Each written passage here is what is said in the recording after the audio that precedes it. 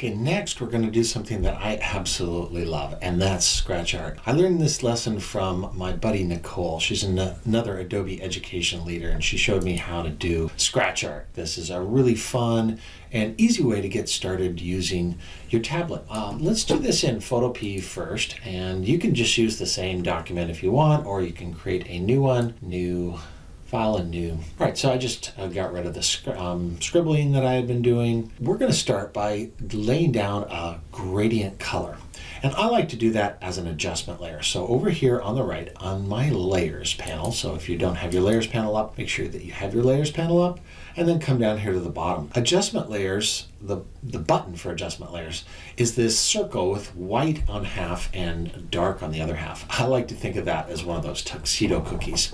Oh, they're so delicious. All right, so let's click on the tuxedo cookie or the new adjustment layer button, and we're going to come up here to gradient fill. That's going to bring up the properties for the gradient fill, and the default is a black and white one.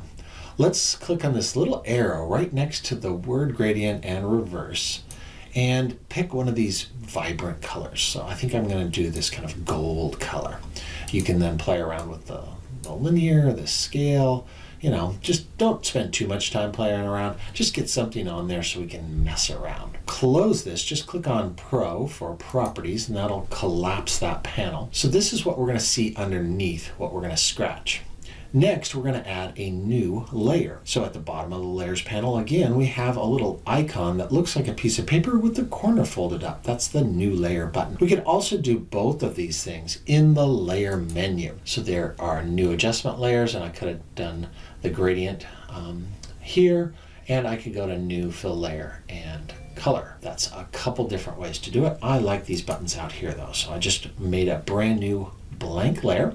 And we're going to want to fill it with the foreground color, black. So remember, that's Alt or Option on a Mac and then backspace. If you accidentally do Control, it just puts white on it, not a big deal. In fact, you could do scratching with the white. So I'm going to make it black though.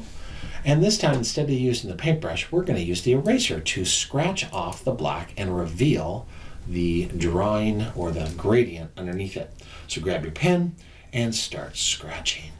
Oh yes, that's cool. And you can doodle. Now, if you're like, oh, you know what, I've been doodling and I don't like this, you could just wipe everything out. Remember, that's just Alt and backspace, and you're doing it again.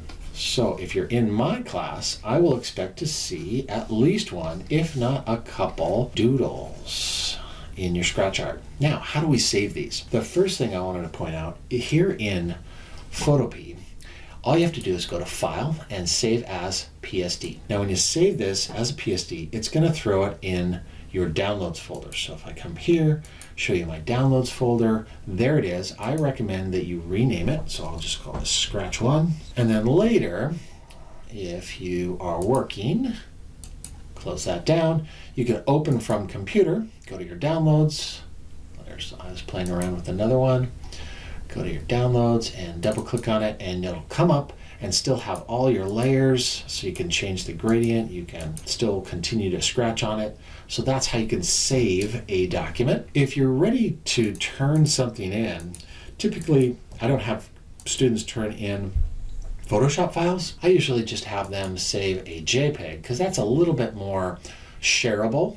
So if you go to export, that's how you can save PNGs and JPEGs and all sorts of other file formats that are easier to share with people. That's how to do it in Photopea. Here in Photoshop, let's do the same thing. First, I'm just going to kind of wipe that out. Remember, that's Control Backspace. I'm going to add, so we have the same looking button for our gradient. And for Photoshop, you just click on this little arrow here. And then you have these different folders, so maybe blues or purples or pinks. I'm going to go for reds. Oh, actually, I did oranges on the last one, so I'll go to oranges. Pick this orange. And so that's the gradient. I'll do the new layer for Photoshop, my version of Photoshop at least. There's a little square with a plus symbol. That'll make me a new layer. Again, you can go to the layer menu and add those right here. It's easy. All right, well, let's fill this with black. Same keyboard shortcut, Alt Backspace.